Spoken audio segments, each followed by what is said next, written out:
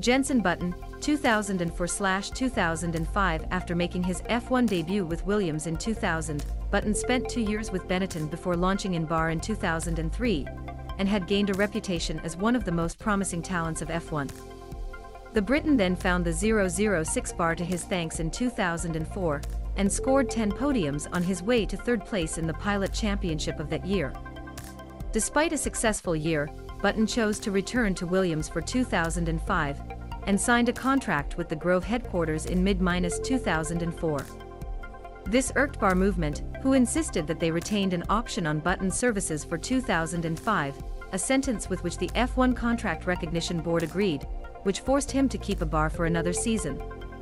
Although Button then signed a pre-contract with Williams to compete for them in 2006, it seemed to have cold feet after the fall of the outfit in 2005, and decided that it would be better to stay with a bar, which would become Honda Works team in 2006. In last instance, a considerable compensation payment was needed in the region of £18 million to persuade Williams to release the Button of its 2006 obligations with the team.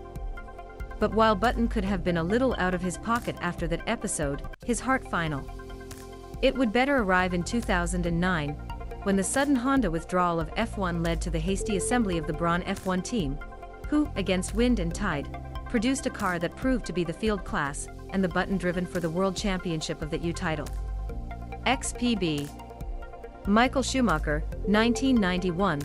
When Bertrand Gauchat found himself strangely imprisoned in the middle of the 1991 season, Jordan's incipient team needed a replacement for the Belgian Grand Prix, and duly crowded by a protégé from Mercedes Sports Car called Michael Schumacher. He was not long as expected from the young German, but he surprised the paddock by putting his 7th Jordan 191 on the network in Spa-Francorchamps, for places ahead of his experienced teammate Andrea de Cesaris.